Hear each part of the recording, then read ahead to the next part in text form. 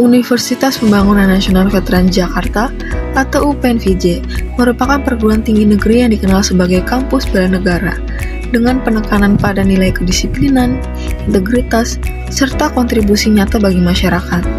Melalui pendidikan, penelitian, dan pengabdian masyarakat, UPNVJ berupaya membentuk mahasiswa yang tidak hanya unggul secara akademik, tetapi juga berkarakter.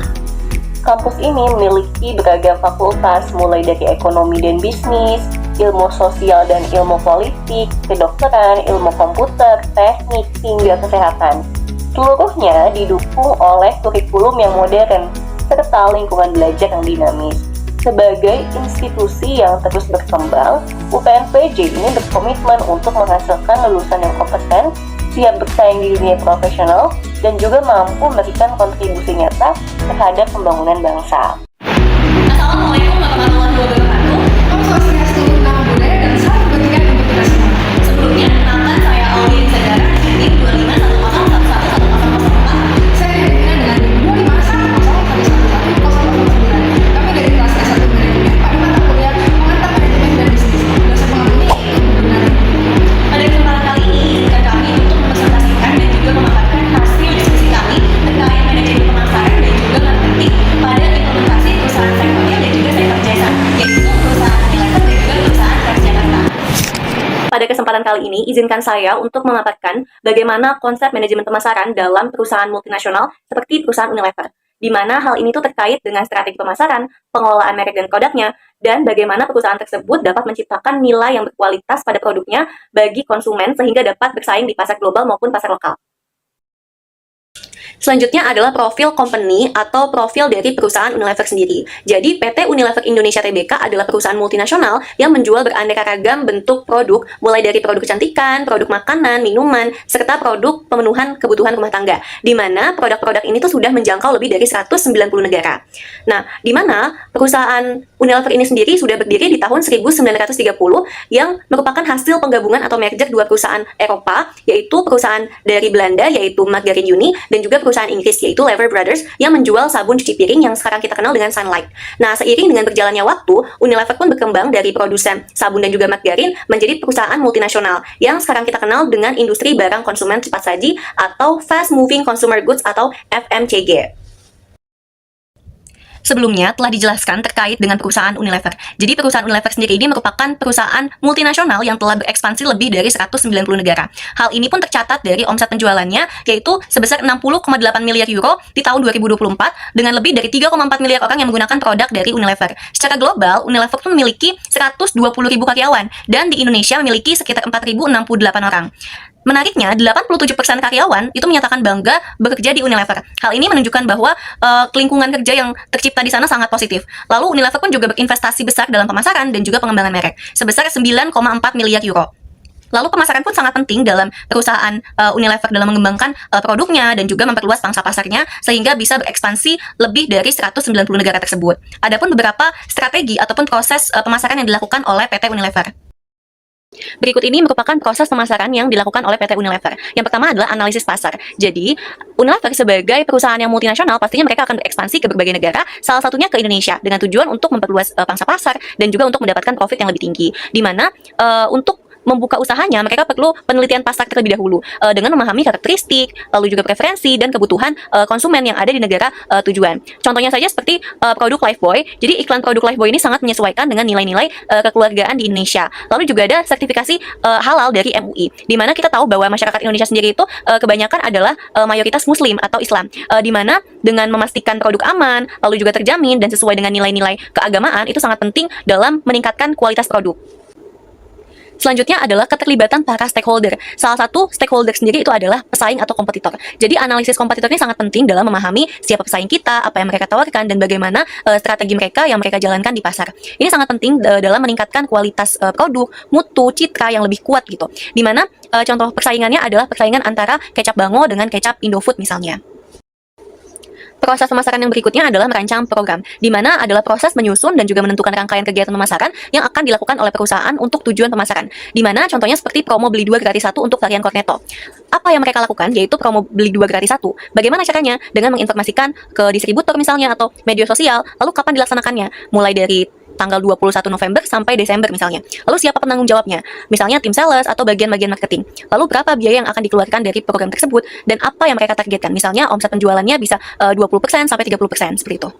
Lalu selanjutnya adalah mengorganisasikan dan juga mengawasi usaha pemasaran di Unilever. Yang dimana mengorganisasikan sendiri ini adalah adanya proses pembagian tugas yang jelas.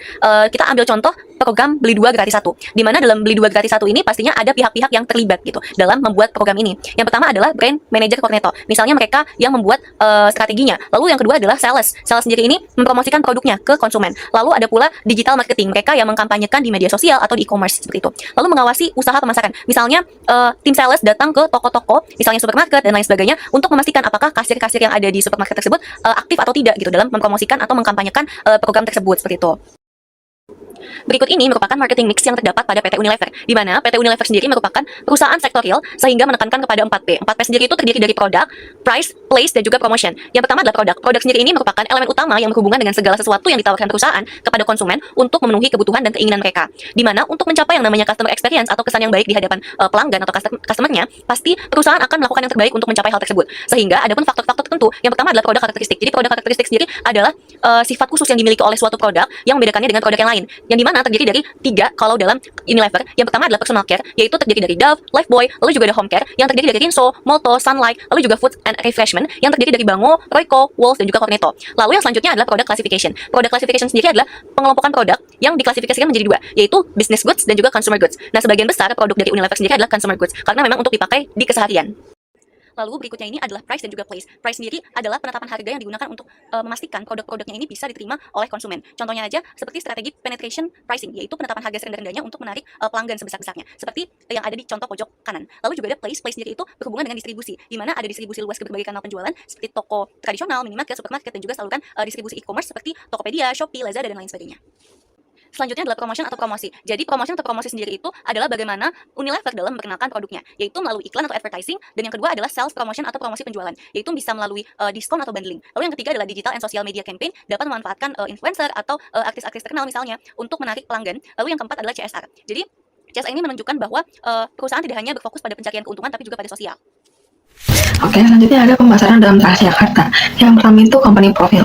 Transjakarta didirikan pada tahun 2004 dan merupakan BUMD atau Badan Usaha Milik Daerah milik pemerintah Provinsi DKI Jakarta. Transjakarta memiliki visi, yaitu menjadi penyedia transportasi publik yang aman, nyaman, modern, dan berkelanjutan. Misi Transjakarta yaitu meningkatkan mobilitas warga Jakarta, mengurangi kemacetan, serta mendukung transportasi ramah lingkungan. Dan layanan utama Transjakarta menyediakan layanan transportasi publik melalui BRT, Mikrotrans atau Jaklingko, Royal Trans, dan integrasi dengan moda transportasi lainnya. Sistemnya mencakup rute luas, halte modern, dan sistem tiket elektro untuk kenyamanan pengguna. Oke, selanjutnya proses pemasaran. Yang pertama itu analisis pasar. Transjakarta mengumpulkan data seperti jumlah penumpang, pola perjalanan, dan kebutuhan mobilitas masyarakat. Hasil ini digunakan untuk menemukan rute baru, menambah frekuensi bus, dan meningkatkan fasilitas halte, serta mengembangkan inovasi seperti bus listrik dan aplikasi TIJE. Yang kedua, keterlibatan stakeholder. Transjakarta melibatkan Pemprov DKI, operator bus, Jaklingko, kepolisian, serta komunitas pengguna Transjakarta.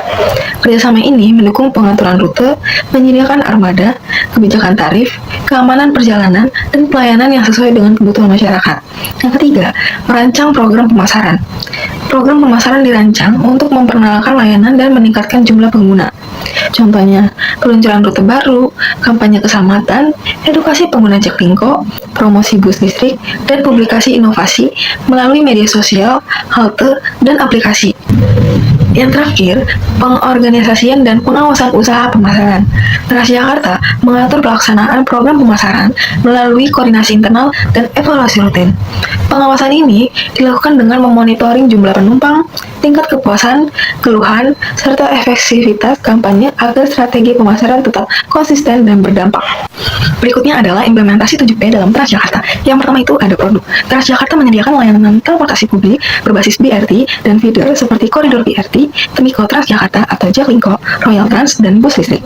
Produk utamanya adalah layanan transportasi yang aman, cepat, dan terjangkau, serta integrasi dengan moda lain seperti MRT, LRT, dan KRL. Yang kedua, price. Transjakarta menggunakan tarif terjangkau dan subsidi yaitu Rp3.500 untuk seluruh rute BRT dan Mikrotrans, serta pembayaran menggunakan kartu elektronik dan integrasi Jaklingko untuk mempermudahkan pengguna, sehingga menciptakan nilai ekonomis bagi masyarakat.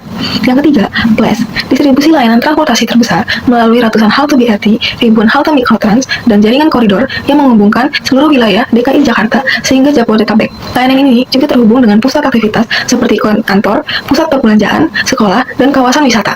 Yang keempat, promotion. Transjakarta melakukan promosi melalui media sosial, kampanye keselamatan, pemberitaan rute di aplikasi TIJE, dan kerjasama dengan media lokal. Jenis perikanan yang digunakan berupa iklan digital, konten edukatif, billboard halte, dan publikasi press release untuk mengenalkan layanan baru seperti bus listrik dan rute tambahan. Yang kelima, people. Kualitas pelayanan didukung oleh pengemudi, petugas halte, customer service, dan petugas keamanan yang sudah diberikan pelatihan keselamatan serta layanan publik. SDM dilatih untuk ramah, sigap, dan menjaga standar operasional layanan. Yang keenam, proses. Proses layanan Transjakarta meliputi sistem antrian di halte, penggunaan kartu elektronik untuk pembayaran, headway yang diatur sesuai jam sibuk, serta pengawasan operasional melalui pusat kontrol. Semua proses dirancang agar perjalanan lebih cepat, aman, dan mudah. Dan yang terakhir, physical evidence. Bukti fisik yang terlibat adalah halte BRT modern, bus ber-AC, layar informasi, CCTV, papan petunjuk halte, seragam petugas, logo Transjakarta, seperti aplikasi TIJE. Sesuai elemen fisik ini, menciptakan citra profesional dan meningkatkan kenyamanan pengguna. Berikutnya, segmentasi, targeting, dan positioning Transjakarta. Transjakarta melakukan segmentasi pasar berdasarkan demografis, yakni masyarakat usia produktif hingga lanjut usia yang membutuhkan transportasi harian. Segmentasi juga mencakup pelajar, pekerja kantoran, wisatawan, hingga masyarakat ekonomi menengah ke bawah. Target utamanya adalah orang-orang dengan mobilitas tinggi yang membutuhkan transportasi cepat dan ekonomis. Untuk positioningnya, Transjakarta memposisikan dirinya sebagai layanan transportasi publik yang aman, terjangkau, integritas, dan efisien, sehingga mampu menjadi pilihan utama masyarakat dibandingkan kendaraan pribadi.